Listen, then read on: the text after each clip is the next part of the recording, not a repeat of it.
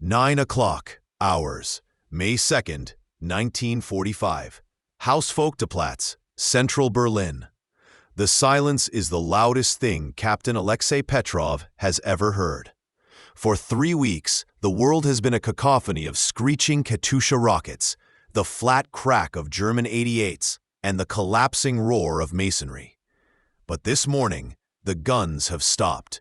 The German garrison has surrendered. Petrov steps over a pile of rubble that used to be a tram stop. The air in Berlin doesn't smell like a city. It smells like pulverized brick, wet ash, and decaying bodies. He adjusts the strap of his PPSH-41 submachine gun, his knuckles gray with dust. "Keep moving," he barks to his squad. "Check the corners." The SS don't know the meaning of the word surrender. Petrov's unit, part of the 5th Shock Army, has been assigned a specific target. Not the Reichstag, that has already been taken, the red banner fluttering over its shattered dome. Their target is the Reichsbank. The building looms out of the smoke like a mountain of scarred sandstone. It is one of the few structures still standing in the district, a testament to Nazi paranoia and engineering. It was designed to withstand bombs, riots, and the end of the world. Now, its windows are black, empty sockets, and the facade is pockmarked by heavy machine gun fire. Entrance is blocked. Sergeant Volkov calls out, kicking at a twisted steel girder barring the main doors. "Use the side," Petrov orders. "Through the loading dock." They move cautiously. The loading dock is a dark maw. Inside, the air is stagnant and cold, a sharp contrast to the humid, burning streets outside. The squad switches on captured Wehrmacht flashlights, the yellow beams cutting through the swirling dust motes. The floor is littered with paper. Millions of sheets of paper, Reichsmarks, bonds, stock certificates. They drift around the soldiers' boots like dry leaves. The retreating Germans hadn't bothered to burn the currency. It was worthless now anyway. "Captain," Volkov whispers, playing his light over the wall, "look at the thickness of this concrete. They are descending into the bowels of the bank. The walls here are 3 meters thick, reinforced steel and concrete designed to survive a direct hit from a blockbuster bomb. This is the heart of the Third Reich's financial empire." They pass an open office. A dead man in a gray suit sits behind a desk, a Luger pistol on the blotter, a hole in his temple. The suicide of the bureaucracy. Petrov ignores him. He is looking for the vault. The stairwell spirals down, deeper into the earth. The air gets colder. The smell of death fades, replaced by the smell of ozone and stale iron. Finally, they reach the sublevel. Before them stands a door that looks like it belongs on a battleship. It is a circular vault door, massive, gleaming with oil, and strangely untouched by the war above. "It's sealed," Volkov says, running a hand over the cold steel. "We'll need sappers." "No time," Petrov says. He notices the wheel mechanism. It isn't locked. In their haste to flee the encircling Red Army, the functionaries had simply run. "Get 2 men on the wheel. Turn it." 2 privates shoulder their rifles and grab the iron spokes. They grunt, their boots slipping on the polished floor. Slowly, with a groan of well-oiled gears that echoes like a dying beast, the wheel turns. Clank, clank, clank. The locking bolts retract with a heavy thud. Petrov steps forward. He pushes the massive door. It swings open on silent hinges, revealing a darkness so absolute it seems to swallow the flashlight beams. "Cover me," Petrov says. He steps across the threshold. He expects to see shelves of files, matey stacks of worthless paper money. He raises his flashlight. The beam hits something in the center of the room and refracts, shattering into 1,000 golden sparks. Petrov freezes. He blinks, rubbing his eyes, thinking the fatigue of the offensive is causing hallucinations. He sweeps the light left, then right. "Mother of God," Volkov breathes behind him. The room is not empty. It is a cavern of gold. Stacks of bullion, arranged in neat pyramids, rise from the floor to the ceiling. They glimmer with a dull, heavy luster. But it isn't just bars. There are sacks, hundreds of canvas sacks, piled haphazardly against the far wall. Some have split open. Petrov walks forward, his boots crunching on something. He looks down. It is a coin, a gold Napoleon from France. Next to it, a Dutch guilder. He reaches out and touches a stack of bars. They are stamped with the eagle and swastika of the Reichsbank. The sheer volume is incomprehensible. In a city where people are fighting over horse meat in the streets, here lies enough wealth to buy a small country. But as Petrov moves deeper into the vault, shining his light into the corners, the awe begins to turn into something else, something colder. He spots a series of crates marked with a different code. Melmer. He doesn't know what it means. He pries the lid off one of the crates with his combat knife. He expects more bullion. Instead, a cascade of small metallic objects spills out onto the concrete floor. Wedding rings, thousands of them. Petrov picks one up. It is simple gold, inscribed with a date, 14/5/1938. He picks up another, a locket, another, a heavy gold spectacle frame. The realization hits him like a physical blow to the gut. This isn't just stolen bank reserves. This isn't just the treasury of a defeated nation. Captain, Volkov's voice is shaking. What is this? Petrov looks at the mountain of gold that reaches the ceiling. He looks at the wedding ring in his palm. He realizes that he is standing in a graveyard. 9:45 hours, May 2nd, 1945, Reichsbank Vault, Sublevel 3. The initial euphoria of finding treasure evaporates instantly, replaced by a suffocating, nauseous dread. The air in the vault feels heavy, as if the sheer weight of the gold is displacing the oxygen. Sergeant Volkov steps back from the crate of rings, wiping his hands on his tunic as if he has touched something contagious. "Captain," he whispers, his voice echoing in the steel chamber. "These aren't from a bank. Banks don't keep this." Petrov doesn't answer. He moves to the next pile of sacks. These are heavy, rough canvas bags stamped with the Black Eagle, but the stenciling is different.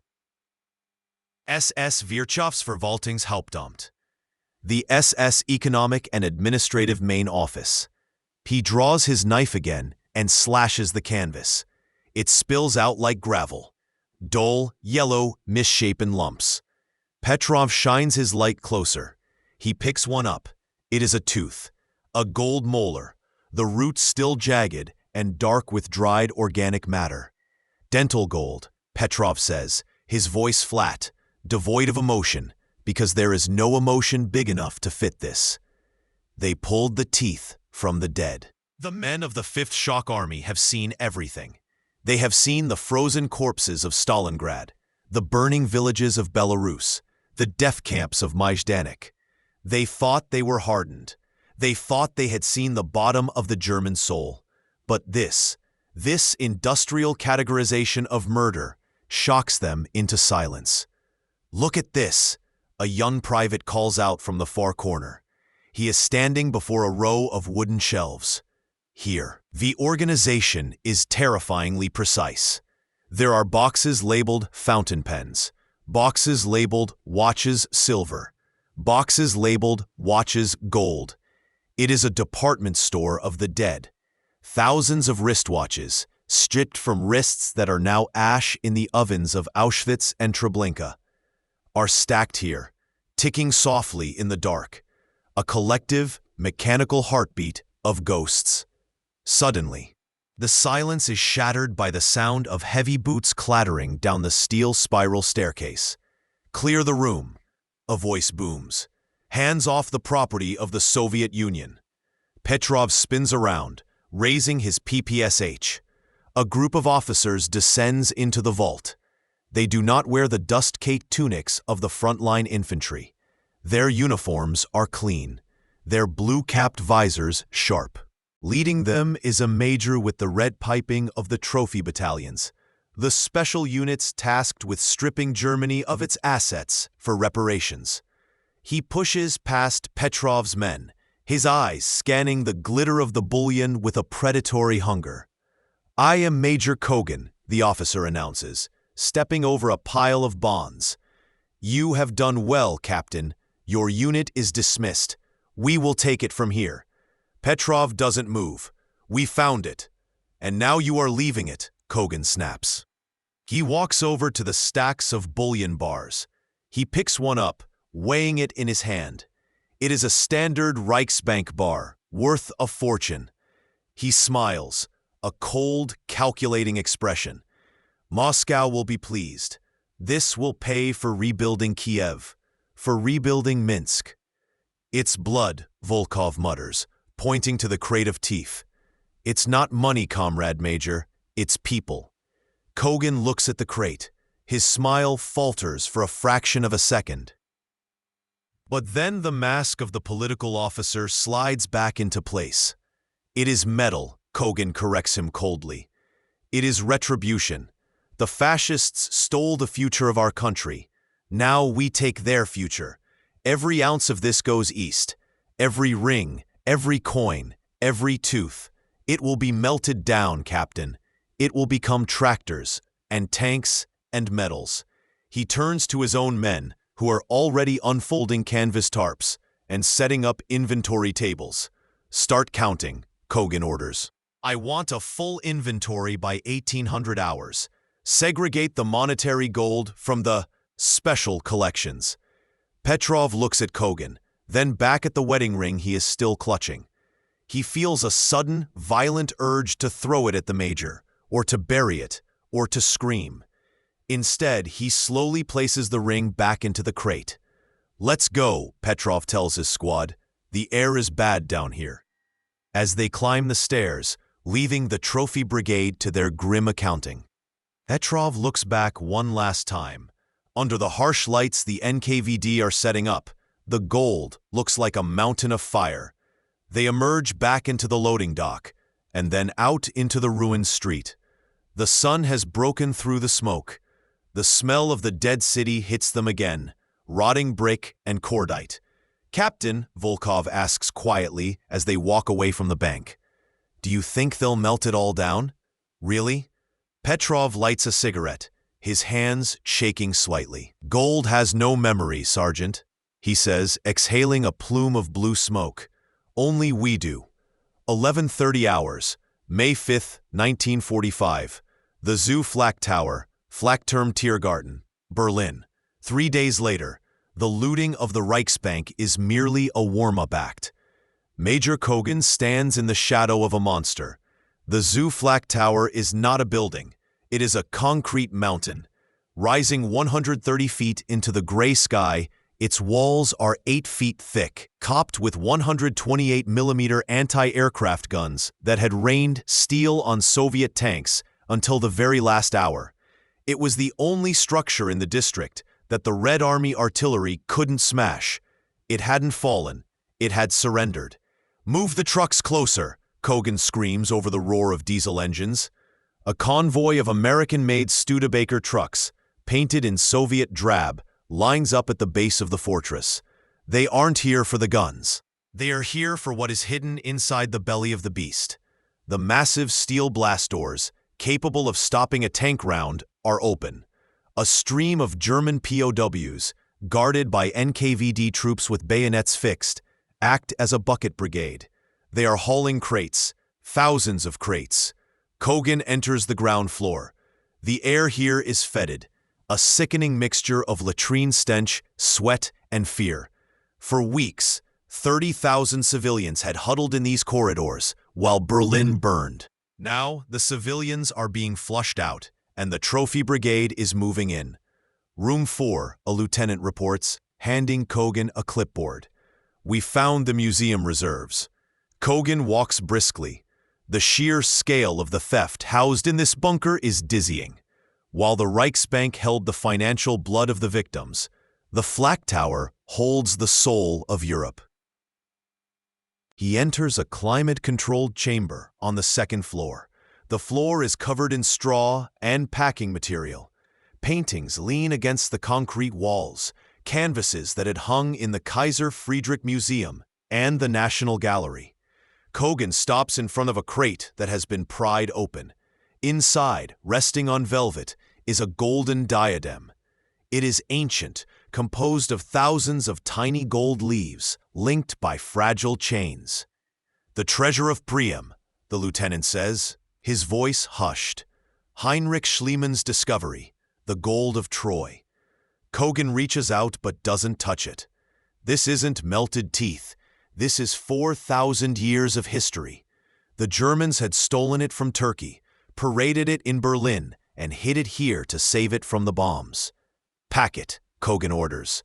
"Mark it Special Cargo A. It goes directly to Moscow. And the rest?" Kogan turns. Behind him are crates stamped with the markings of the Louvre, the Uffizi, the museums of Warsaw. The Nazis hadn't just conquered territory. They had attempted to curate the culture of the world, hoarding it like dragons in a concrete cave. "Everything," Kogan says. "The statues, the tapestries, the furniture. If it isn't bolted to the floor, it belongs to the Soviet Union. Reparations." He walks back to the elevator, a massive industrial lift designed to carry ammunition shells, now carrying the heritage of a continent. As the lift descends, it passes the infirmary level. Kogan glimpses wounded German soldiers lying on stretchers, watching the looting with hollow eyes. At the bottom, the loading dock is a hive of activity. But there is a disturbance near the entrance. Captain Petrov is there. His unit has been assigned perimeter security, but Petrov is arguing with an NKVD officer. "You can't put that on the truck," Petrov is shouting. Kogan steps off the lift. "Problem, Captain?" Petrov points to a stack of small, cardboard boxes being loaded onto a Studebaker. "They aren't gold. They aren't art. These are archives," Petrov says, his face grim. "Reichsbank records, files from the SS main office. I speak German, Major. I read the labels.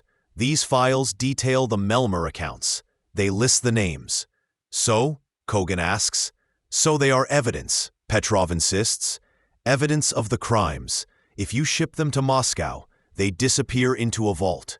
The world needs to see this. The Americans, the British. They need to know how the banking system worked." Kogan steps close to Petrov. The size difference is negligible, but the power dynamic is absolute. "You are a good soldier, Petrov," Kogan says softly. "But you are naive. The world doesn't need to know how the banking system worked. The world needs to know that we won." He turns to the loading crew. "Load the files. Bury them in the back of the truck, behind the Trojan gold." Kogan turns back to Petrov. "History is written by the victors, Captain, and right now we are rewriting the inventory." Petrov watches as the box containing the proof of the Holocaust's financial machinery is tossed into the back of a truck, covered immediately by a crate containing ancient Greek pottery. The truth is being buried under the treasure. "Move out," Kogan yells. The convoy lurches forward, engines grinding. It is a caravan of gold, art, and death, heading east into the Soviet dawn. The flak tower stands silent and empty behind them, a hollow shell. Petrov spits into the dust. He realizes then that the war might be over, but the theft has just begun. 2 a.m. hours, May 15th, 1945, Berlin-Lichtenberg rail yard. The war in Europe has officially been over for a week. The street parties in Moscow are dying down, the vodka bottles are empty, and the fireworks have faded. But here, in the desolate expanse of the Lichtenberg rail yard, the work is just beginning. Rain slicks the black iron of the rails. Under the glare of floodlights, a train stretches into the darkness. It is not a passenger train, nor a troop transport. It is a line of heavy, armored freight cars, their windows welded shut with steel plates. Captain Petrov stands under the dripping eaves of a signal box, watching. "How many tonight?" Sergeant Volkov asks, shivering in the damp night air. "This is the third train," Petrov replies quietly. 60 cars each. The operation is being conducted with a silence that unnerves them. There are no shouts, no orders. The NKVD troops move like automatons. They are loading the harvest of the last 2 weeks. Petrov watches a forklift hoist a pallet wrapped in canvas. He knows the shape. It is the crate from the Reichsbank, the one filled with the wedding rings. As the forklift tilts, the canvas slips slightly. A dull, golden glitter catches the floodlight. They aren't even cataloging it anymore, Volkov whispers. They are just shoveling it in like coal. Major Kogan appears on the platform, holding a clipboard, checking off wagons as the doors are slammed shut and sealed with lead stamps. Reichsbank reserves, Prussian cultural heritage. Private assets. Petrov walks out into the rain. He approaches Kogan. "Where does it go, Major?" Petrov asks. "Really?" Kogan doesn't look up from his manifest. "It goes to the State Depository for Precious Metals, Cavern. And the rings," Petrov presses. "The teeth, do they go to a museum, a memorial?" Kogan finally looks up. His eyes are cold, reflecting the wet asphalt. "There is no memorial for gold, Captain. It will be melted. It will be purified. The history will be burned out of it in the smelting pot. By the time it enters the Soviet treasury, it will just be bullion. Anonymous, clean, Soviet bullion." Petrov feels a sick lurch in his stomach. The Nazis had tried to erase the people. Now the Soviets were erasing the evidence of the crime, turning the victims into currency to balance a 5-year plan. "That is a second murder," Petrov says, his voice low. Kogan steps closer, his voice dropping to a dangerous whisper. "Careful, Captain. You have survived the panzers. Do not get crushed by the peace." A whistle blows, a shrill, lonely sound that cuts through the rain. The locomotive at the head of the train vents a massive cloud of steam. The drive wheels slip on the wet tracks, screeching metal on metal, before biting for traction. Chuff, chuff, chuff. Slowly, heavily, the train begins to move. Petrov watches the cars roll past. Inside are the Rembrandts and the Rubens. Inside is the gold of Troy. Inside are the life savings of the Dutch, the French, the Poles. And inside, rattling in the dark, are the fillings and rings of millions of ghosts. The train picks up speed, clattering over the points, heading east, toward the border, toward the silence of the USSR. Volkov stands beside Petrov. "It's gone," he says. Petrov watches the red taillights of the caboose fade into the mist. "No," Petrov says, "it's not gone. It's just hidden." The train that left Berlin-Lichtenberg that night vanished from history for nearly 50 years. The Soviet Union publicly denied finding the Trojan gold or the bulk of the Nazi art treasures. They claimed the collections had been destroyed in the bombing or stolen by American looters. It wasn't until the collapse of the Soviet Union in the 1990s that the truth was revealed. In the secret basements of the Pushkin Museum in Moscow, archivists discovered the crates from the Zoo Flak Tower, still sealed, still marked with the Nazi stamps.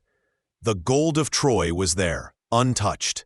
But the other gold, the gold from the Reichsbank vault, the gold of the Melmer accounts, met a different fate. Just as Major Kogan predicted, it was sent to the smelters. The wedding rings, the lockets, and the teeth were melted down, their origins erased by fire. The gold was recast into Soviet bars and sold on the international market during the Cold War to buy grain and machinery. Today, small traces of that gold likely exist in bank vaults in London, Zurich, and New York, and perhaps even in the jewelry worn by people all over the world. Captain Alexei Petrov returned home to a collective farm outside Kiev. He never spoke of the vault. But until the day he died, he refused to wear a wedding ring. He said he couldn't stand the weight of the gold on his skin. The war ended in 1945, but the bill was paid in blood and the change was kept in silence. What do you think about today's story? leave a comment below the video.